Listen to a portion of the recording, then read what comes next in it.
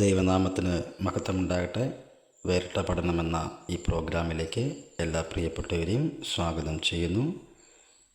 ഒരു വാക്കിൽ നമുക്ക് പ്രാർത്ഥിക്കാം. പരിശുദ്ധനായ ദൈവമേ, സ്വർഗീയ നല്ല പിതാവേ, നല്ലത് മനോഹരമായിരിക്കുന്ന ഈ നല്ല സമയത്തിനായി സ്തോത്രം ചെയ്യുന്നു. പതിവ് പോലെ തിരുവചന പഠനത്തുള്ള ബന്ധത്തിൽ ഈ നിമിഷം ഞങ്ങളായിരിക്കുന്നുള്ള കർത്താവേ, അവിടെ ഞങ്ങളെ അനുഗ്രഹിക്കുകയും ആശീർവദിക്കുകയും ചെയ്യുമാറണമെന്ന് പ്രാർത്ഥിക്കുന്നു. സംസാരിപ്പൻ അടിയനെ ബലപ്പെടുത്തണം. പ്രാർത്ഥന കിട്ടിക്കണം. സ്തോത്രം സകലതും യേശുക്രിസ്തുവിന്റെ ധന്യമുള്ള നാമത്തിൽ തന്നെ. ആമേൻ.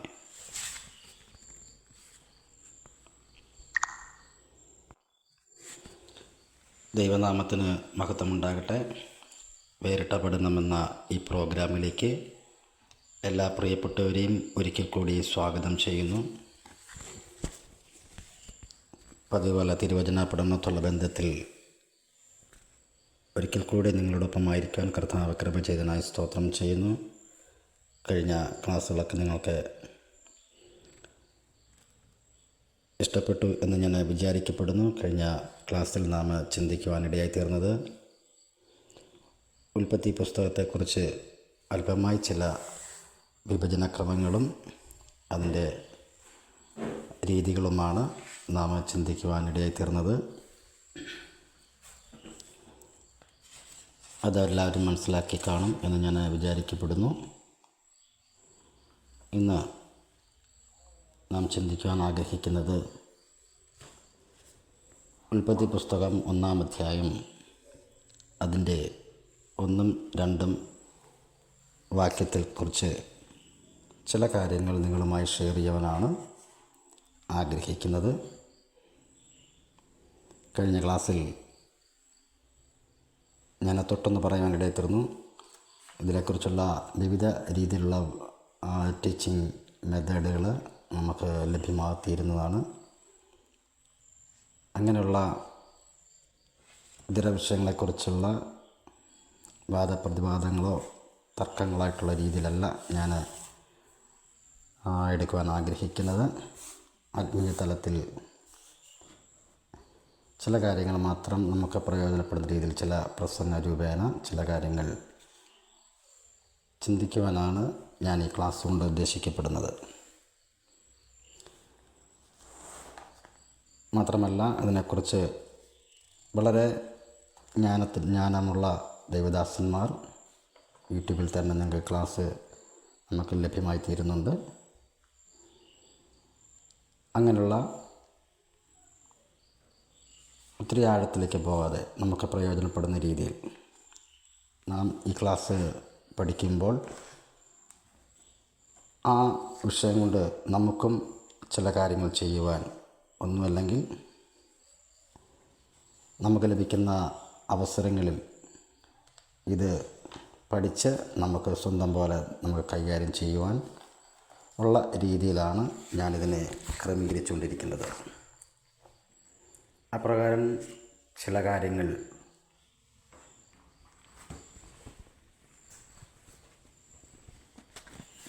പഠിച്ച് നമ്മുടെ ഉള്ളിൽ സംഗ്രഹിക്കുമ്പോൾ, നമുക്കാവശ്യം വരുമ്പോൾ നമുക്കതെടുത്ത് വിനിയോഗിക്കത്തക്ക രീതിയിലുള്ള ഒരു ക്രമീകരണമാണ് ഞാനിതിനകത്ത് ചെയ്തിരിക്കുന്നത്. മുമ്പിലത്തെ ക്ലാസ്സുകളൊക്കെ നമ്മൾ ചിന്തിച്ച് നോക്കിയിട്ടുള്ളവർക്ക് അതറിയാൻ പറ്റും. ഏതായാലും നമുക്ക് തുടർന്നുള്ള ക്ലാസ്സുകളിൽ നമുക്ക് ചില കാര്യങ്ങൾ പഠിക്കുവാനായിട്ട് നമുക്ക് തയ്യാറാകാം. നിങ്ങളുടെ സഹകരണം ഞാൻ പ്രതീക്ഷിക്കപ്പെടുന്നു. ഈ വിഷയത്തെ ഓർത്ത് നിങ്ങൾ പ്രാർത്ഥിക്കുമല്ലോ.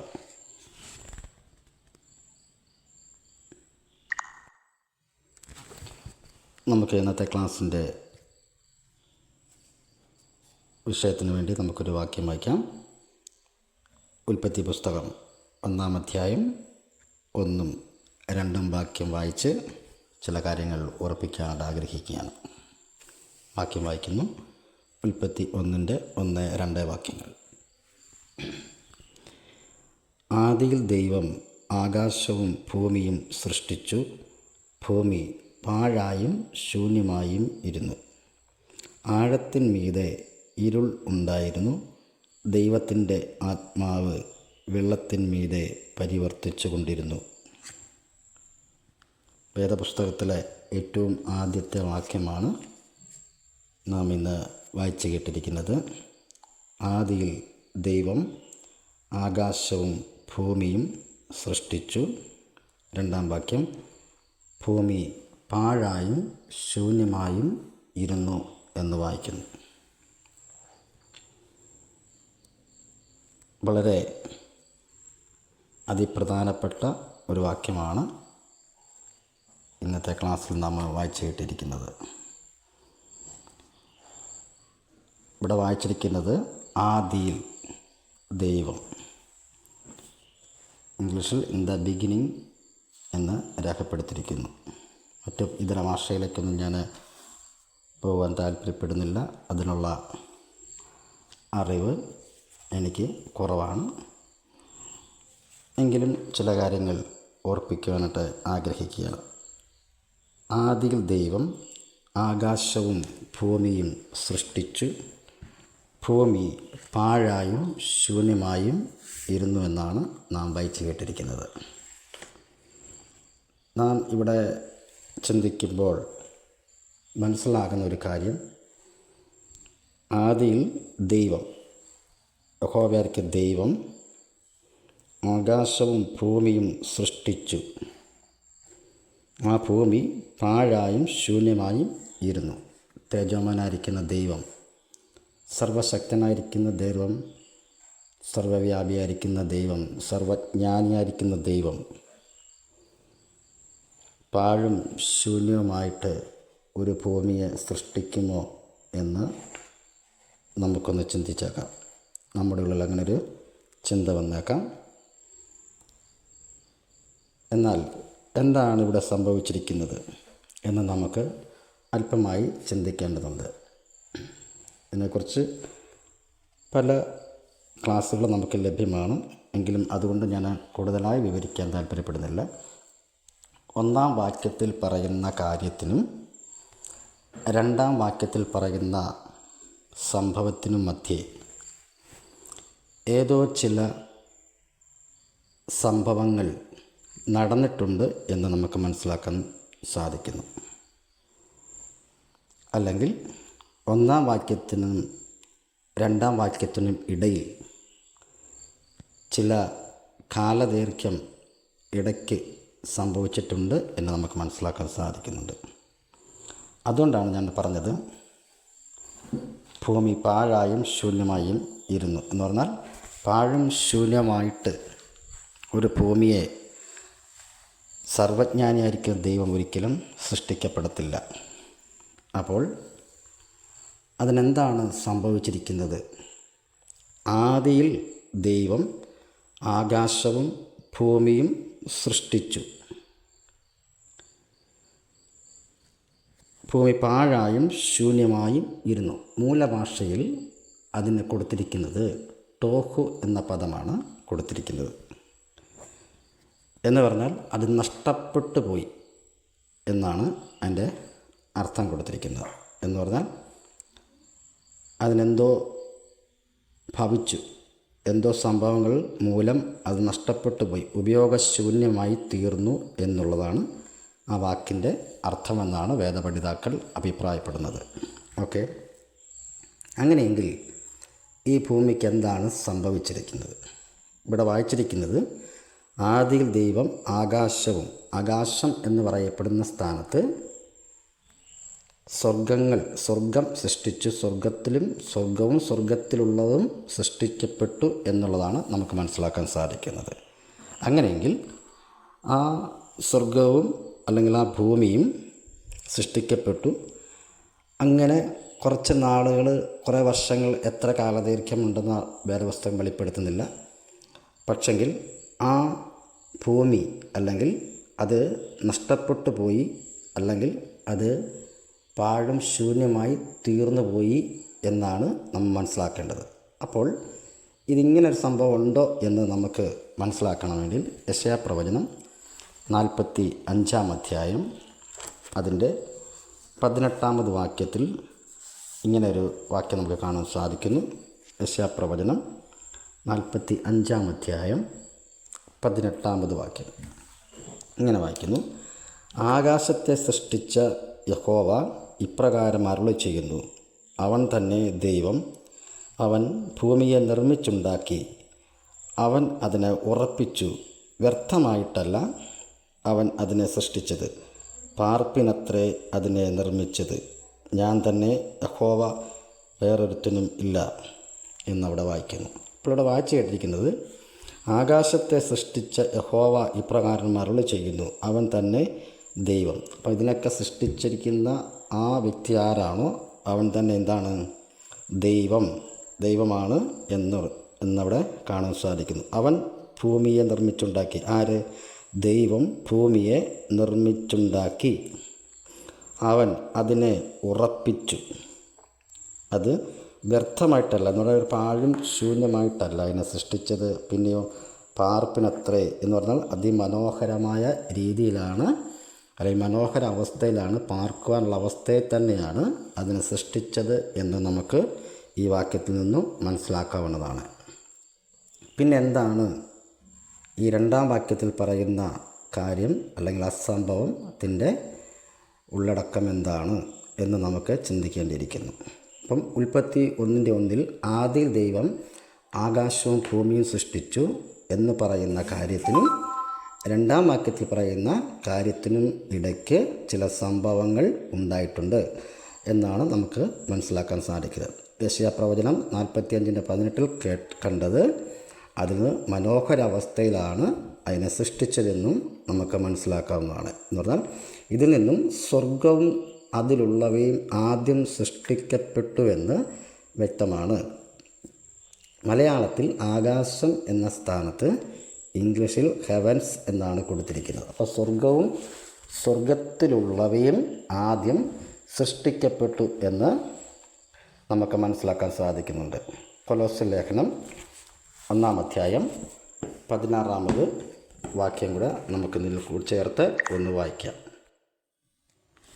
കൊലോസ്യ ലേഖനം 1-ാം അതിൻ്റെ 15-16 കൂടെ വായിക്കുന്നു. അവൻ അദൃശ്യനായ ദൈവത്തിൻ്റെ പ്രതിമയും സർവ സൃഷ്ടിക്കും ആദ്യജാതനും ആകുന്നു. സ്വർഗത്തിലുള്ളതും ഭൂമിയിലുള്ളതും ദൃശ്യമായതും അദൃശ്യമായതും, സിംഹാസനങ്ങളാകട്ടെ, കർത്തൃത്വങ്ങൾ ആകട്ടെ, വാഴ്ചകളാകട്ടെ, അധികാരങ്ങളാകട്ടെ, സകലവും അവൻ മുഖാന്തരം സൃഷ്ടിക്കപ്പെട്ടു. അവൻ മുഖാന്തരവും അവനായിട്ടും സകലവും സൃഷ്ടിക്കപ്പെട്ടിരിക്കുന്നു എന്ന് നമ്മൾ വായിക്കുന്നു. ഓക്കെ, അപ്പോൾ സ്വർഗവും സ്വർഗത്തിലുള്ളതും ആദ്യം സൃഷ്ടിക്കപ്പെട്ടു എന്ന് നമുക്ക് മനസ്സിലാക്കാം. അതോടുകൂടി തന്നെ ഇയ്യോബിൻ്റെ പുസ്തകം 38:4-7 വരെയുള്ള വാക്യം കൂടെ വായിക്കുന്നു. ഞാൻ ഭൂമിക്ക് അടിസ്ഥാനമിട്ടപ്പോൾ നീ എവിടെയായിരുന്നു? നിനക്ക് വിവേകമുണ്ടെങ്കിൽ പ്രസ്താവിക്കാം. അതിന് അളവ് നിയമിച്ചവൻ ആർ? നീ അറിയുന്നുവോ? അല്ല, അതിന് അളവുനിൽ പിടിച്ചവൻ ആർ? പ്രഭാത നക്ഷത്രങ്ങൾ ഒന്നിച്ച് ഘോഷിച്ചുല്ലസിക്കുകയും ദൈവപുത്രന്മാരെല്ലാം സന്തോഷിച്ചാർക്കുകയും ചെയ്തപ്പോൾ അതിൻ്റെ അടിസ്ഥാനം ഏതിന്മേൽ ഉറപ്പിച്ചു? അല്ല, അതിൻ്റെ മൂലക്കല്ലിട്ടവൻ ആർ എന്ന് അവിടെ വായിക്കുന്നു. അപ്പോൾ ഇവിടെ നിന്നെല്ലാം മനസ്സിലാക്കുന്നത് സ്വർഗവും സ്വർഗത്തിലുള്ളവയും സൃഷ്ടിക്കപ്പെട്ടു എന്ന് പറഞ്ഞാൽ ഇതിൽ നിന്നും ഭൂമിക്ക് അടിസ്ഥാനം വിടും മുമ്പേ ദൂതന്മാർ, ദൈവപുത്രന്മാർ എന്ന് വിളിക്കപ്പെടുന്ന മനുഷ്യർ ഇല്ലല്ലോ. അതുകൊണ്ട് ഇത് ദൂതന്മാരാണ് നമുക്ക് മനസ്സിലാക്കാൻ സാധിക്കുന്നു. അങ്ങനെയെങ്കിൽ ആ ദൂതന്മാർ സൃഷ്ടിക്കപ്പെട്ടിരുന്നു എന്ന് അവിടെ നമുക്ക് മനസ്സിലാക്കാൻ സാധിക്കുന്നുണ്ട്. ഓക്കെ,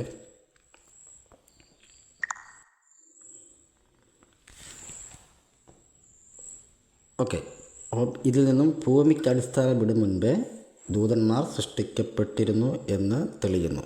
അപ്പം ഈ ദൂതന്മാരെ ദൈവവചനത്തിൽ എങ്ങനെയാണ് നമുക്ക് പ്രധാനമായിട്ടും കാണാൻ പറ്റുന്നത്? നമുക്കൊന്ന് ചിന്തിക്കാം. ഉൽപ്പത്തി പുസ്തകം 32-ാം അധ്യായം 1-2 വാക്യങ്ങൾ. 1, ഇവർ ദൈവത്തിൻ്റെ സേന എന്ന് വിളിക്കപ്പെടുന്നു. ഒന്നാമത് പറയുന്നു, ഇവർ ദൈവത്തിൻ്റെ സേന എന്ന് വിളിക്കപ്പെടുന്നു. ഉൽപ്പത്തി 32:1-2 വാക്യങ്ങൾ. യാക്കോബ് തൻ്റെ വഴിക്ക് പോയി. ദൈവത്തിൻ്റെ ദൂതന്മാർ അവൻ്റെ എതിരെ വന്നു. യാക്കോബ് അവരെ കണ്ടപ്പോൾ ഇത് ദൈവത്തിൻ്റെ സേന എന്ന് പറഞ്ഞു. ആ സ്ഥലത്തിന് മഹനീയം എന്ന് പേരിട്ടു. ഇവിടെ നാം മനസ്സിലാക്കുന്നത് ഈ ദൂതന്മാരെ വേദപുസ്തക പ്രകാരം നമുക്ക് വിളിക്കപ്പെടുമ്പോൾ ഇവർ ദൈവത്തിൻ്റെ സേന എന്ന് വിളിക്കപ്പെടുന്നു. രണ്ടാമത്തെ കാര്യം, ഇവർ സ്വർഗത്തിലെ സൈന്യം എന്ന് വിളിക്കപ്പെട്ടിരിക്കുന്നു. ഇവർ സ്വർഗത്തിലെ സൈന്യം എന്ന് വിളിക്കപ്പെട്ടിരിക്കുന്നു. 1 രാജാക്കന്മാർ പുസ്തകം 22 അധ്യായം അതിൻ്റെ 19 വാക്യം. 1 രാജാക്കന്മാർ 22 19 വാക്യം. അവിടെ നാം കാണപ്പെടുന്നത്, എന്നാൽ നീ യഹോവയുടെ വചനം കേൾക്ക. യഹോവ തൻ്റെ സിംഹാസനത്തിൽ ഇരിക്കുന്നതും സ്വർഗത്തിലെ സൈന്യം ഒക്കെയും അവൻ്റെ അടുക്കൽ വലത്തും ഇടത്തും നിൽക്കുന്നതും ഞാൻ കണ്ടു എന്ന് വായിക്കുന്നു. ഇവിടുത്തെ സന്ദർഭം ഞാൻ വിവരിക്കപ്പെടുന്നില്ല, ഈ വാക്യം മാത്രം എടുക്കുന്നു, എന്നാൽ നമ്മുടെ വിഷയം മുമ്പോട്ട് പോകത്തുള്ളൂ. ഓക്കെ. എന്നാൽ നീ യഹോവയുടെ വചനം കേൾക്ക. യഹോവ തൻ്റെ സിംഹാസനത്തിൽ ഇരിക്കുന്നതും സ്വർഗത്തിലെ സൈന്യമൊക്കെയും അവൻ്റെ അടുക്കൽ വലത്തും ഇടത്തും നിൽക്കുന്നത് ഞാൻ കണ്ടു. അപ്പോൾ സ്വർഗത്തിലെ സൈന്യം എന്നാണ് ഈ ദൂതന്മാരെ രണ്ടാമത് വിളിച്ചിരിക്കുന്നത്. അങ്ങനെ വിവിധ തലത്തിൽ വിവിധ ഇടങ്ങളിൽ അങ്ങനെ ഈ ദൂതന്മാരെക്കുറിച്ച് എഴുതിയിട്ടുണ്ട്. നമുക്കതെല്ലാം വിശദീകരിക്കാൻ ഇപ്പോൾ സമയം ഇല്ല, എങ്കിലും 2 കാര്യം ഓർപ്പിച്ചു എന്ന് മാത്രമേ ഉള്ളൂ. അപ്പോൾ ഒന്ന്, ഇവർ ദൈവത്തിൻ്റെ മൊത്തത്തിലുള്ള കാര്യമാണ് പറയുന്നത്. ഇവർ ദൈവത്തിൻ്റെ സേനയാണ്. ഇവർ സ്വർഗത്തിലെ സൈന്യമാണ്. അപ്പോൾ പ്രധാനപ്പെട്ട 2 പേര് പറഞ്ഞു എന്ന് മാത്രമേ ഉള്ളൂ. ഇനി ഇവരുടെ സംഖ്യ, ഇവരുടെ മൊത്തത്തിലുള്ള സംഖ്യ സങ്കീർത്തനം 68:17, ദാനിയേൽ പ്രവചനം 7:10 വാക്യങ്ങളിൽ അവിടെയൊക്കെ രേഖപ്പെടുത്തിയിരിക്കുന്ന 1000 1000 10000 10000 കോടി കോടിയും ആകുന്നു. 1000 × 1000 10000 × 10000 കോടി × കോടി. അങ്ങനെ ഗുണിച്ചാൽ എത്ര കിട്ടുമോ അത്രത്തോളം വളരെ വിസ്തൃതമായിരിക്കുന്നൊരു സംഖ്യയാണ് എണ്ണത്തെക്കുറിച്ചാണ് രേഖപ്പെടുത്തിയിരിക്കുന്നത്. ഓക്കെ. അപ്പം അതിൻ്റെ സംഖ്യ 1000 × 1000 10000 × 10000 കോടി കോടിയുമാകുന്നു. ഈ 2 വേദഭാഗങ്ങളിൽ നിന്നും നമുക്ക് മനസ്സിലാക്കാൻ സാധിക്കുന്നു. അങ്ങനെ സ്വർഗത്തിലെ സൈന്യമായിരിക്കുന്ന ഈ ദൂതന്മാർ, സ്വർഗത്തിലെ സൈന്യമായിരിക്കുന്ന ഈ ദൂതസഞ്ചയത്തെ പ്രധാനമായിട്ടും പല രീതിയിൽ നമുക്ക് വിഭജിച്ച് പഠിക്കാവുന്നതാണ്. ഓക്കെ. അപ്പോൾ അടുത്തൊരു ഹെഡിങ്ങായിട്ട് നമുക്ക് പഠിക്കുകയാണെങ്കിൽ, എഴുതുകയാണെങ്കിൽ, സ്വർഗത്തിലെ ദൂതന്മാരുടെ ഡിപ്പാർട്ട്മെൻറ്റുകൾ എന്ന് നമുക്ക് വേണമെങ്കിൽ ഒരു ഹെഡിങ് നമുക്ക് കൊടുക്കാൻ പറ്റും. അങ്ങനെ സ്വർഗത്തിലെ ദൂതന്മാരുടെ ഡിപ്പാർട്ട്മെൻറ്റ്. അപ്പോൾ ഈ സ്വർഗത്തിലെ സേനയായിരിക്കുന്ന, സ്വർഗത്തിലെ സൈന്യമായിരിക്കുന്ന ഗണത്തെ ചില ഡിപ്പാർട്ട്മെൻറ്റുകളായിട്ട് നമുക്ക് തിരിക്കുകയാണെങ്കിൽ, ഒന്നാമത് നമുക്ക് മനസ്സിലാക്കാൻ സാധിക്കുന്നത് വാർത്താദൂതന്മാർ എന്നാണ് നമുക്ക് തിരഞ്ഞെടുക്കാൻ പറ്റും. അതിനകത്ത് അങ്ങനെ വിഭജിച്ച് നമുക്ക് പഠിക്കാൻ പഠന സൗകര്യാർത്ഥം ഒന്ന് തിരിക്കുന്നു എന്ന് മാത്രമേ ഉള്ളൂ. വളരെ വിപുലമായിട്ടും അതിനെ തിരിക്കുന്നുണ്ട്, സബ് പോയിൻ്റായിട്ട് നമുക്ക് തിരിക്കാനുണ്ട്. എങ്കിലും അതിപ്രധാനപ്പെട്ടമായിരിക്കുന്ന ഒരു 5 കാര്യങ്ങൾ ആദ്യം പറയുകയാണ്. ഒന്ന്, വാർത്താദൂതന്മാർ. അതായത് ദൈവത്തിന് നമ്മോട്, ഭൂമിയിലുള്ള മനുഷ്യരോട് എന്തെങ്കിലും കാര്യങ്ങൾ അറിയിക്കുവാനുണ്ടെങ്കിൽ അങ്ങനെ അവരോട് പറയുകയും അങ്ങനെയുള്ള സന്ദേശങ്ങൾ കൈമാറുന്നതാണ്. അതാണ് ഗബ്രിയേൽ ദൂതൻ എന്ന് പറയപ്പെടുന്നത്. പ്രധാനപ്പെട്ട ആൾ ഗബ്രിയേലാണ്. ലൂക്കോസ് 1:19, 26, 35 ഒക്കെ വാക്യങ്ങൾ നമുക്ക് മനസ്സിലാക്കാൻ സാധിക്കുന്നത്. ഓക്കെ. അടുത്തത് സ്തുതിക്കുന്ന ദൂതന്മാർ. അവരെ സാറാഫുകൾ എന്നും വിളിക്കുന്നത്. സ്തുതിക്കുന്ന ദൂതന്മാർ. യെശയ്യാ പ്രവചനം 6:1 മുതലുള്ള 1-2 വാക്യങ്ങൾ നമുക്ക് കാണുമ്പോൾ അവിടെ രേഖപ്പെടുത്തിയിട്ടുണ്ട്. വാക്യം പറയാൻ എടുക്കുന്നില്ല. ഓക്കെ. മൂന്നാമത് യുദ്ധവീരന്മാർ. അതിൽ പ്രധാനിയാണ് മിഖായേൽ എന്ന് പറയപ്പെടുന്നത്. ദാനിയേൽ 10:13, 21 ഒക്കെ ഭാഗങ്ങൾ അവിടെ രേഖപ്പെടുത്തിയിട്ടുണ്ട്. യൂദ 9 വാക്യം. ഓക്കെ. അവിടേക്കൊന്നും പ്രധാനപ്പെട്ട ആൾ മിഖായേൽ എന്നറിയും. യുദ്ധവീരന്മാർ. 4, ഗായക സംഘം. അതിൽ പ്രധാനപ്പെട്ടാണ് ലൂസിഫർ എന്ന് പറയപ്പെടുന്ന ആ ദൂതൻ എന്ന് പറയുന്നത്. 5, കെരൂബ് വർഗത്തിൽപ്പെട്ട ഒരു ഗണമുണ്ട്. ഉൽപ്പത്തി 3:24 അങ്ങനെ വിവിധ സ്ഥലങ്ങളിൽ കെരൂബുകളെ നിർത്തിയിട്ടും ഒക്കെ നമുക്ക് മനസ്സിലാക്കാൻ സാധിക്കും. പിന്നെയും വിഭജിച്ച് ഇതിൻ്റെ സബ് പോയിൻ്റായിട്ട് നമുക്ക് ഓരോ ദൂതന്മാരുടെയും അവരുടെ ചുമതല അനുസരിച്ച് അതിനെ നമുക്ക് വിഭജിച്ച് പഠിക്കാവുന്നതാണ്. അതിലേക്ക് ഞാൻ മൊത്തം എടുക്കാൻ ഞാൻ താല്പര്യപ്പെടുന്ന പ്രധാനമായിട്ടും ഇങ്ങനെയുള്ള കാര്യങ്ങളിലേക്ക് ഒന്ന് തിരിച്ചു എന്ന് മാത്രമുണ്ട്. ഒന്ന് വാർത്താ ദൂതന്മാർ, സ്തുതിക്കുന്ന ദൂതന്മാർ, യുദ്ധവീരന്മാർ എന്ന് പറഞ്ഞാൽ യുദ്ധവീരന്മാരെന്ന് പറഞ്ഞാൽ അതിനകത്ത് കാവൽപ്പടന്മാരും അങ്ങനെയുള്ള എല്ലാ ഭാഗങ്ങളും ഉണ്ട്. പിന്നെ സബ്ബായിട്ട് ഒത്തിരി കാര്യങ്ങൾ എടുക്കാനുണ്ട്. ഓക്കെ, അടുത്ത് ഗായക സംഘക്കാർ, പിന്നെ കെരൂബ് വർഗത്തിൽപ്പെട്ട ഒരു ഗണം. അങ്ങനെ വിവിധ രീതിയിൽ ഇവരെ നമുക്ക് വകതിരിച്ച് അല്ലെങ്കിൽ വിഭജിച്ച് നമുക്ക് പഠിക്കാവുന്നതാണ്. ഓക്കെ, അപ്പോൾ ഇങ്ങനെ വിഭജിച്ച് നമുക്ക് ഈ ദൂതഗണങ്ങളെ നമുക്ക് പഠിക്കാവുന്നതാണ്. അതിൽ പ്രധാനപ്പെട്ടതായിരിക്കുന്ന ഒരു ദൂതനെക്കുറിച്ച് യെഹെസ്കേൽ പ്രവചനം 28-ാം അധ്യായം 11 മുതലുള്ള വാക്യത്തിലും യെശയ്യാ പ്രവചനം 14-ാം അധ്യായം 12 മുതലുള്ള വാക്യത്തിലും ചില കാര്യങ്ങൾ നമുക്ക് മനസ്സിലാക്കുന്ന ഇടയായിത്തീരും. ഓക്കെ, ആദ്യം യെഹെസ്കേൽ പ്രവചനം 28-11 മുതൽ. യഹോവയുടെ അരുളപ്പാട് എനിക്കുണ്ടായതെന്തെന്നാൽ, മനുഷ്യപുത്ര, നീ സോർ രാജാവിനെക്കുറിച്ചൊരു വിലാപം തുടങ്ങി അവനോട് പറയേണ്ടത്, യഹോവയായ കർത്താവ് ഇപ്രകാരം അരുളി ചെയ്യുന്നു, നീ മാതൃകാ മുദ്രയാകുന്നു, നീ ജ്ഞാനസമ്പൂർണ്ണനും സൗന്ദര്യസമ്പൂർണ്ണനും തന്നെ.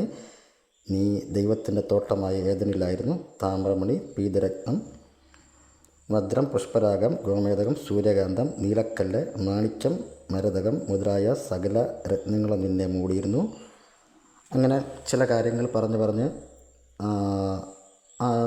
തുടർന്നുള്ള വാക്യങ്ങൾ നമുക്ക് വായിക്കുമ്പോൾ മനസ്സിലാക്കാൻ മുഴുവൻ വായിക്കാൻ താല്പര്യപ്പെടുന്നില്ല. നമുക്കെല്ലാവർക്കും ഏകദേശം അറിഞ്ഞും കേട്ടിട്ടുമുള്ള വിഷയങ്ങളായതുകൊണ്ട് ഞാൻ അതിനെ അത്രത്തോളം വിവരിക്കാൻ ആഗ്രഹിക്കുന്നില്ല. ഇവിടെ പറയപ്പെടുന്ന ഈ ദൂതൻ്റെ സൃഷ്ടിയെക്കുറിച്ചും അവൻ്റെ അല്ലെങ്കിൽ ജ്ഞാനത്തെക്കുറിച്ചും സൗന്ദര്യത്തെക്കുറിച്ചും ഉത്തരവാദിത്തത്തെക്കുറിച്ചും ജോലിയെക്കുറിച്ചും ഒക്കെയുള്ള കാര്യങ്ങൾ ഈ അധ്യായത്തിൽ നമുക്ക് തുടർന്നുള്ള വാക്യത്തിൽ നമുക്ക് മനസ്സിലാക്കാൻ സാധിക്കുന്നുണ്ട്. എന്നാൽ ആ വ്യക്തിക്ക് ചില കാര്യങ്ങൾ അവിടെ സംഭവിച്ചിരിക്കുന്നതാണ്. നിന്നെ സൃഷ്ടിച്ച നാൾ മുതൽ നിങ്ങൾ നീതികേട് കണ്ടതുവരെ നീ നടപ്പിൽ നിഷ്കളങ്കനായിരുന്നു. അതുവരെ നിഷ്കളങ്കനായിരുന്നു. നിൻ്റെ വ്യാപാരത്തിൻ്റെ പെരുപ്പ നിമിത്തം നിൻ്റെ അന്തരംഗം സാഹസം കൊണ്ട് നിറഞ്ഞു. നീ പാപം ചെയ്തു എന്നിവിടെ വായിക്കുന്നു. അപ്പോൾ ഈ പാപത്താൽ അടുത്ത വാക്യം പറയുന്നു, പാപം ചെയ്തു, അതുകൊണ്ട് ഞാൻ നിന്നെ അശുദ്ധൻ എന്ന് എണ്ണി ദേവപർവ്വതത്തിൽ നിന്നും തള്ളിക്കളഞ്ഞു. മറക്കുന്ന കെരൂബേ, ഞാൻ നിന്നെ അഗ്നിമയ രഥങ്ങളുടെ മധ്യേ നിന്ന് മുടിച്ചു കളഞ്ഞു. നിൻ്റെ സൗന്ദര്യ നിമിത്തം നിൻ്റെ ഹൃദയം ഗർവിച്ചു. നിൻ്റെ പ്രഭ നിമിത്തം നീ നിൻ്റെ ജ്ഞാനത്തെ വഷളാക്കി. ഞാൻ നിന്നെ നിലത്ത് തള്ളിയിട്ടു. അങ്ങനെ ചില കാര്യങ്ങൾ തന്നെക്കുറിച്ച് ഇവിടെ ഇങ്ങനെ രേഖപ്പെടുത്തിയിരിക്കുന്ന ഭാഗം നമുക്കെല്ലാവർക്കും ഏകദേശം അറിയാവുന്ന. അതിൻ്റെ പ്രധാനപ്പെട്ട ഭാഗം എന്ന് പറയപ്പെടുന്നത് എന്താണ്? ഇത് ഒരു രാജാവിനെക്കുറിച്ച്, രാജാവിനെക്കുറിച്ച് വിവരിക്കപ്പെടുന്നു എന്നവിടെ നമുക്ക് കാണാൻ സാധിക്കും. എന്നാൽ ഇതൊരു മനുഷ്യനെക്കുറിച്ചല്ല, മനുഷ്യനായിരിക്കുന്ന രാജാവിനെക്കുറിച്ചല്ല എന്ന് നമുക്ക് ഈ വായിക്കുമ്പോൾ മനസ്സിലാക്കാൻ സാധിക്കുന്നുണ്ട്. കാരണം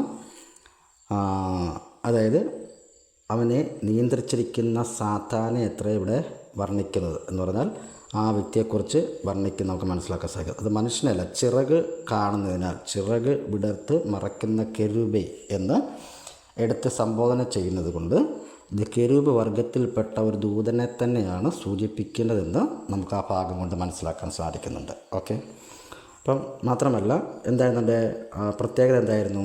ഗായക സംഘത്തിൻ്റെ തലവൻ, പ്രകാശത്തിൻ്റെ ദൂതൻ, പ്രഭാത നക്ഷത്രം, പാണി പൊന്നുകൊണ്ടുള്ളത്, ജ്ഞാനസമ്പൂർണ്ണൻ, സൗന്ദര്യസമ്പൂർണ്ണൻ, ഇങ്ങനെ പിന്നെ 9 വിധ രത്നങ്ങളെ കൊണ്ടാൽ മൂടപ്പെട്ടിരുന്നു എന്ന് പറഞ്ഞാൽ അവൻ്റെ ശരീരത്തിൻ്റെ പ്രത്യേകത അങ്ങനെയായിരുന്നു.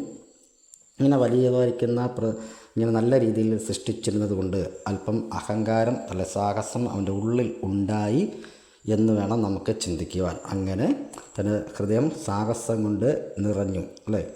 പിന്നെ ഇവനെ ഇരുത്തിയിരുന്ന സ്ഥലം എവിടെയാണ്? ചിറക് വിടർത്തുന്ന മറയ്ക്കുന്ന കെരൂബ് ആയതിനാൽ ദൈവസന്നിധി എന്ന് പറഞ്ഞാൽ ഏകദേശം എന്ന് പറഞ്ഞാൽ വിശുദ്ധ ദേവപർവ്വതത്തിൽ ഇരുത്തിയിരുന്നു. അങ്ങനെയാണ് നമ്മൾ വായിച്ചു കേട്ടിരിക്കുന്നത് അല്ലേ. ഇതിൻ്റെ 14-ാമത്തെ വാക്യം, നീ ചിറക് വിടർത്തു മറയ്ക്കുന്ന കെരൂബ് ആകുന്നു, ഞാൻ നിന്നെ വിശുദ്ധ ദേവപർവ്വതത്തിൽ ഇരുത്തിയിരുന്നു, നീ അഗ്നിമയ രഥങ്ങളുടെ മധ്യേ സഞ്ചരിച്ചു പോകുന്നു. ഇവിടെ അഗ്നിമയ രഥങ്ങൾ എന്നല്ല, അഗ്നിമയ രത്നങ്ങളാണെന്ന് ചില ദേവദാസന്മാർ അഭിപ്രായപ്പെടുന്നുണ്ട്. അതിൻ്റെ ഗ്രീക്ക് വാക്കൊക്കെ വെച്ച് എന്തോ ആയിക്കോട്ടെ, അതിലൊക്കെ അതെൻ്റെ ശരിയായ തർജ്ജിമയായിരിക്കും. ഓക്കെ, മധ്യ സഞ്ചരിച്ചു പോകണം. നിന്നെ സൃഷ്ടിച്ച നാൾ മുതൽ നിങ്ങൾ നീതികേട് കണ്ടതുവരെ നീ നടപ്പിൽ നിഷ്കളങ്കനായിരുന്നു. അവന് ഒരു വ്യാപാരം ഉണ്ടായിരുന്നു അല്ലേ. എൻ്റെ വ്യാപാരത്തിൻ്റെ പെരുപ്പം നിമിത്തത്തിൻ്റെ അന്തർഭാഗം സാഹസം കൊണ്ട് നിറഞ്ഞു നീ പാപം ചെയ്തു. ഇത്രയും കാര്യങ്ങളാണ് അവിടെ സംഭവിച്ചത്. എന്തായിരുന്നാലും ഇതൊരു ദൂതനെക്കുറിച്ചാണ് എന്ന് നമുക്ക് മനസ്സിലാക്കാൻ സാധിക്കുന്നുണ്ട്. ഇനി ഇരുത്തിയിരുന്ന സ്ഥലമാണ് പറഞ്ഞത് ഇവിടെ വിശുദ്ധ ദേവപർവ്വതത്തിൽ, അതായത് മനുഷ്യൻ വസിച്ചിരിക്കുന്ന ആ ഏദൻ തോട്ടം അല്ലായിരുന്നു എന്ന് നമുക്ക് മനസ്സിലാക്കാൻ സാധിക്കുന്നുണ്ട്. കാരണം ഉണ്ടോ, നീ ജ്ഞാനസമ്പൂർണൻ 12-ാം വാക്യം ലാസ്റ്റ്, നീ ജ്ഞാനസമ്പൂർണനും സൗന്ദര്യ സമ്പൂർണനും തന്നെ, നീ ദൈവത്തിൻ്റെ തോട്ടമായ ഏദനിലായിരുന്നു എന്ന് പറഞ്ഞാൽ ആ തോട്ടം എന്ന് പറയുന്നത് ആദാം ഹവ്വമാർ താമസിച്ചിരുന്ന അല്ലെങ്കിൽ വസിച്ചിരുന്ന തോട്ടമല്ല. ഇവിടെ എഴുതിക്കുന്നുണ്ടോ, വിശുദ്ധ ദേവ പർവ്വതത്തിൽ അല്ലേ ഇരുന്നിരുന്നു. അവിടെ നിന്നും എന്ത് ചെയ്തു, അശുദ്ധൻ എന്നെണ്ണി 16-ാമത് വാക്യം, അശുദ്ധൻ എന്നെണ്ണി ദേവപർവ്വതത്തിൽ നിന്നും തള്ളിക്കളഞ്ഞു എന്ന് പറഞ്ഞാൽ അതിനെക്കുറിച്ച് പ്രവചനത്തിന് 2 തലമുണ്ട് എന്നൊക്കെ നമുക്ക് മനസ്സിലാക്കാം. അത് ഭൂതം, വർത്തമാനം, ഭാവി കാര്യങ്ങളിലേക്ക്, ഭാവിയിൽ നടക്കേണ്ട കാര്യങ്ങളും ഉണ്ട്. അതിലേക്ക് എൻ്റെ മൊത്തം അവസാനം ഭാവിയിലാണെങ്കിൽ പോലും ഇവിടെ സ്ഥാനഭ്രഷ്ടനാക്കി എന്ന് വേണം നമുക്ക് മനസ്സിലാക്കാൻ സാധിക്കുന്നു. എന്ന് പറഞ്ഞാൽ അന്ന് ഉണ്ടായിരുന്ന ഉത്തരവാദിത്തങ്ങളും ആ പ്രൗഢ ഗംഭീരമായിരിക്കുന്ന ഒരവസ്ഥയിൽ നിന്നും തനിക്ക് സ്ഥാനഭ്രഷ്ടനാക്കി എന്ന് നമുക്ക് മനസ്സിലാക്കാം. എന്ന് പറഞ്ഞാൽ അന്നുണ്ടായിരുന്ന അധികാരം നഷ്ടപ്പെട്ടു പോയി. അങ്ങനെ എന്ത് ചെയ്തു, അവൻ പാപം ചെയ്തുകൊണ്ട് ദൈവം അവനെ എന്തെന്നേക്കുമായി തള്ളിക്കളയാനിടയെത്തുന്നു. ആ സ്ഥാനത്തു നിന്നും തള്ളിക്കളഞ്ഞപ്പോൾ എന്ത് ചെയ്തു, ഒരു കൂട്ടം സൈന്യത്തെയും കൂടെ കൂട്ടിയാണ് അവിടുന്ന് പുറപ്പെട്ട അല്ലെങ്കിൽ മാറ്റപ്പെട്ടതെന്ന് നമുക്ക് മനസ്സിലാക്കാൻ സാധിക്കുന്നുണ്ട്. ഓക്കെ, ഇനി എന്താണ് ഇവരുടെ ഹൃദയത്തിൽ, ഈ വ്യക്തിയുടെ ഹൃദയത്തിലുണ്ടായ വ്യാമോഹം എന്ന് പറയപ്പെടുന്നത് എന്താണ്? തൻ്റെ വാസസ്ഥലത്തിൽ നിന്നും എന്ത് ചെയ്തു, മേഘമണ്ഡലം, നക്ഷത്രമണ്ഡലം, സ്വർഗം, അങ്ങനെ വിവിധ രീതിയിൽ തന്നെ ഡിപ്പാർട്ട്മെൻറ്റുകൾ പിന്നെയും കിടക്കുന്നു. അങ്ങനെ താൻ എന്താണ് ചിന്തിച്ചത്, ഞാൻ സ്വർഗത്തിൽ കയറും അല്ലേ, എൻ്റെ സിംഹാസനം ഞാൻ ദൈവത്തിൻ്റെ സിംഹാസനത്തിന് മീതെ വയ്ക്കും, ഇങ്ങനെ താൻ ചിന്തിക്കുവാൻ ഇടയായിത്തീർന്നു എന്നാണ് വായിക്കുന്നത്. അതായത് യെശയ്യാപ്രവചനം 14-ാം അധ്യായം 12 മുതലുള്ള വാക്യങ്ങൾ നമുക്കിവിടെ കാണുവാനായിട്ട് സാധിക്കുന്നുണ്ട് അല്ലേ. 12 അരുണോദയ പുത്രനായ ശുക്ര, നീ എങ്ങനെ ആകാശത്തുനിന്ന് വീണു, ജാതികളെ താഴ്ത്തിക്കളഞ്ഞവനെ നീ എങ്ങനെ വെട്ടേറ്റ് നിലത്ത് വീണു.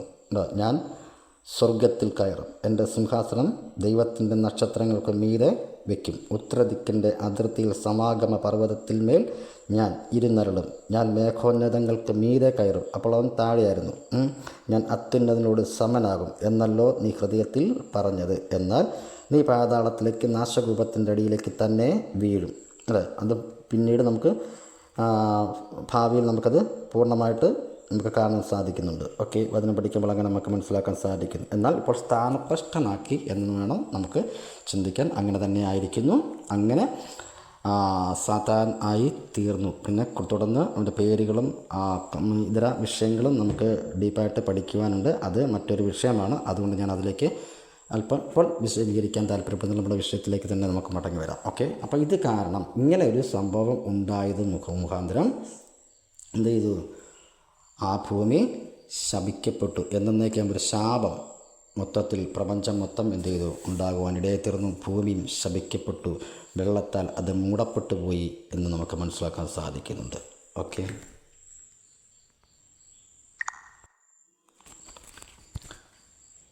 ഇങ്ങനെ ഈ ദൂതന്മാരുടെ പാപം മുഖാന്തരം എല്ലാം ശപിക്കപ്പെടുവാനും പാഴായും ശൂന്യമായും തീരുവാൻ ഇടയായിത്തീർന്നു. അങ്ങനെ എത്ര നാൾ അങ്ങനെ കിടന്നതിൽ ഇങ്ങനെ ഭൂമി പാഴും ശൂന്യമായി തീർന്നു. അത് എത്ര നാൾ അങ്ങനെ കിടന്നു എന്ന് അതിൻ്റെ സമയങ്ങളോ ഒന്നും വെളിപ്പെടുത്തി തന്നിട്ടില്ല പുസ്തകത്തിൽ. അപ്പോൾ ഇങ്ങനെ ഈ അവസ്ഥയിൽ അങ്ങനെ ഇട്ടുകളയാതെ എന്താണ് ദൈവം ചെയ്തത്? ദൈവത്തിൻ്റെ ആത്മാവ് വെള്ളത്തിന്മീതെ പരിവർത്തിച്ചു കൊണ്ടിരുന്നു എന്ന് നമുക്കിവിടെ വായിക്കാൻ സാധിക്കുന്നു, അല്ലേ? ഭൂമി പാഴായും ശൂന്യമായിരുന്നു, ആഴത്തിന്മീതെ ഇരുൾ ഉണ്ടായിരുന്നു. ദൈവത്തിൻ്റെ ആത്മാവ് വെള്ളത്തിന്മീതെ പരിവർത്തിച്ചു കൊണ്ടിരുന്നു എന്ന് നമ്മൾ 2-ാം വാക്യത്തിൽ നമുക്ക് കാണാൻ സാധിക്കുന്നുണ്ട്. അപ്പം ഈ പാഴായും ശൂന്യമായും നഷ്ടപ്പെട്ടു പോയതായിരിക്കുന്ന ഭൂമിയെ അങ്ങനെ തന്നെ ഇട്ട് കളയുവാൻ ദൈവം അനുവദിച്ചില്ല. എന്ത് ചെയ്തു? അതിനെ സൂക്ഷിച്ചിരുന്നു, അല്ലേ?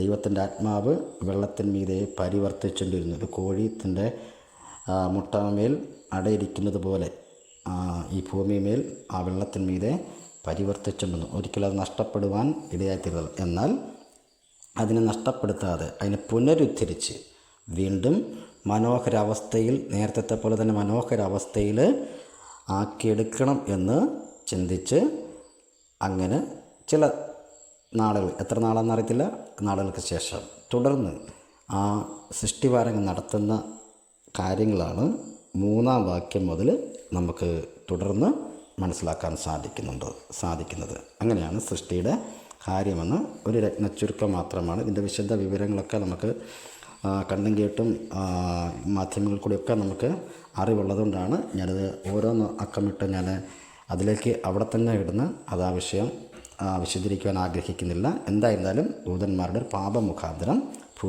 ആദിമ ഭൂമി ശപിക്കപ്പെട്ടു, അല്ലെങ്കിൽ ആദ്യം ഇൻ ദ ബിഗിനിങ്, അത് എത്രയാണെന്ന് അറിയത്തില്ല, അന്ന് അത് സൃഷ്ടിക്കപ്പെട്ടു. അത് പാഴായും ശൂന്യമായും തീരുവാൻ ഇടയായിത്തീർന്നു. അങ്ങനെ ഇട്ടിരുന്ന ഭൂമിയെ അങ്ങനെ നശിപ്പിക്കുവാൻ ദൈവം ആഗ്രഹിക്കാതെ അതിനെ സൂക്ഷിച്ചുകൊണ്ടിരുന്നു. അങ്ങനെ സൂക്ഷിച്ചുകൊണ്ടിരുന്ന ഭൂമിയെ പുനരുദ്ധരിക്കുന്ന രംഗങ്ങളാണ് 3 തൊട്ടുള്ള വാക്യങ്ങളിൽ നമുക്ക് മനസ്സിലാക്കാൻ സാധിക്കും. ഈ വിഷയത്തോടുള്ള ബന്ധത്തിൽ ഈ ഭൂമിയുടെ ചില അവസ്ഥകൾ കൂടെ ഒന്ന് ഷോർട്ടായിട്ട് നമുക്കൊന്ന് ചിന്തിച്ചിട്ട് ഇന്നത്തെ ക്ലാസ് നിർത്തുവാനാണ് ഞാൻ ആഗ്രഹിക്കുന്നത്. ഓക്കെ, അപ്പോൾ നമ്മൾ അടുത്തൊരു ഹെഡിങ് കൊടുക്കുന്ന ഭൂമിയുടെ 7 വിധ അവസ്ഥ. ഭൂമിയുടെ 7 വിധ അവസ്ഥ എന്ന് നമുക്ക് എഴുതി 1-2 പോയിൻ്റ് നമുക്കൊന്ന് ചിന്തിക്കാൻ ആഗ്രഹിക്കുന്നു. അപ്പം ഈ വാക്യത്തിൽ നിന്നും അതിനകത്ത് കുറച്ച് ചില കാര്യങ്ങളുടെ ഓർപ്പിക്കാൻ ആഗ്രഹിക്കുന്നത്. ഓക്കെ, അപ്പം ഭൂമിയുടെ 7 വിധ അവസ്ഥ. നമ്പർ 1 ആദിമ ഭൂമി. ആദിമ ഭൂമി, ഉൽപ്പത്തി 1:1 ബ്രാക്കറ്റിൽ എഴുതേണ്ടത് മനോഹര ഭൂമി, അതായത് യെശയ്യാവ് 45:18 വാക്യം. ആദിമ ഭൂമി, ഉൽപ്പത്തി 1:1 ബ്രാക്കറ്റിൽ യെശയ്യാവ് 45:18. അപ്പം ആദിമ ഭൂമി. 2 സങ്കീർണ ഭൂമി. സങ്കീർണ ഭൂമി, ഉൽപ്പത്തി 1:2 ബ്രാക്കറ്റിൽ എഴുതുക പാഴും ശൂന്യവും ആയ അവസ്ഥ.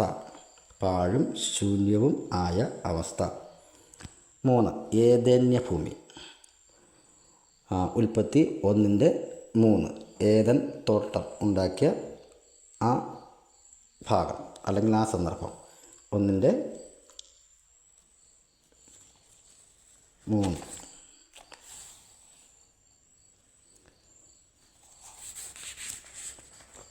2 7, 8, 9 വാക്യങ്ങൾ. ഏദേന്യ ഭൂമി. 4 ഏതൽക്കാല ഭൂമി. ഏതൽക്കാല ഭൂമി, 2 പത്രോസ് 3:7 ഇപ്പോഴത്തെ അവസ്ഥ. ഏതൽക്കാല ഭൂമി. 5 സഹസ്രാബ്ദ ഭൂമി. വെളിപ്പാട് 20:1 മുതൽ 6 വരെ. വെളിപ്പാട് 20:1 മുതൽ 6 വരെ.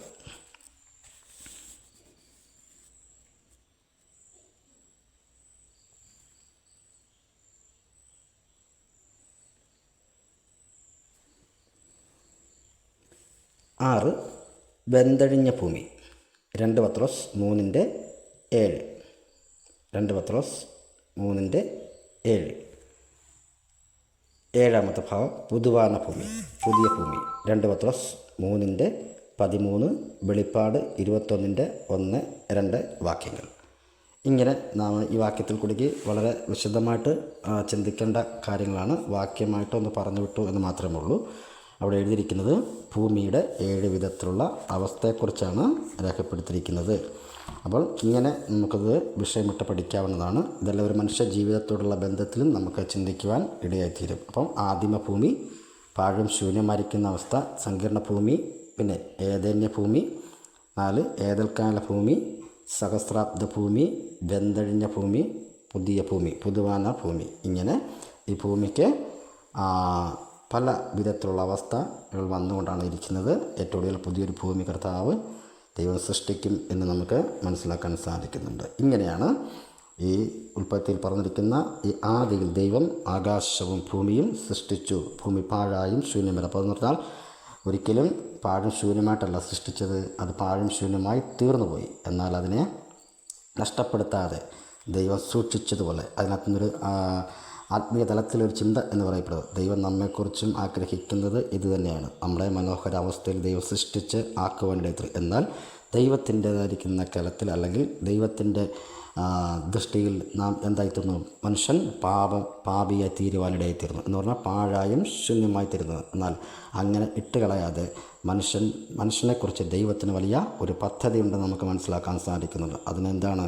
തൻ്റെ പുത്രനായിരിക്കുന്ന യേശു ക്രിസ്തു മുഖാന്തരം അതിനെ എന്ത് ചെയ്തു? ജീവൻ പ്രാപിച്ച് അല്ലെങ്കിൽ ദൈവ പൈതലായി മാറ്റപ്പെടുത്തുവാൻ ദൈവത്തിൻ്റെ പദ്ധതിയുണ്ട്. ആ വചനപ്രകാരം നാം ആയിത്തീരുമ്പോൾ എന്ത് ചെയ്യുന്നു? പുതിയ അനുഭവത്തിലേക്ക് നമുക്ക് മടങ്ങി വരുവാൻ ദൈവം ആഗ്രഹിക്കുന്ന അളവിൽ ആയിത്തീരുവാനായിട്ട് ദൈവികമായിരിക്കുന്ന ഒരു പദ്ധതി അതിന് പുറകിൽ ഉണ്ടെന്നുള്ളതാണ് ഈ വിഷയത്തോടുള്ള ബന്ധത്തിൽ ആത്മീയ തലത്തിൽ നമുക്ക് ചിന്തിക്കുവാനിടയായിത്തീരുന്നത്. അപ്പോൾ അതിന് പറഞ്ഞാൽ നമ്മുടെ പാഴായും ശൂന്യമായി തീർന്ന അവസ്ഥയ്ക്ക് ദൈവം ഒരു ദൈവ പദ്ധതിയിലേക്ക് നാം ചിന്തിച്ചു കഴിഞ്ഞാൽ നമ്മെ മനോഹരാവസ്ഥയിലേക്ക് വീണ്ടും എടുക്കുവാൻ ദൈവത്തിൻ്റെ പദ്ധതിയുണ്ടെന്നാണ് ആത്മീയതലം നമുക്ക് മനസ്സിലാക്കാൻ സാധിക്കുന്നത്. ഓക്കെ, മനസ്സിലാക്കാമെന്ന് വിചാരിക്കുന്നു.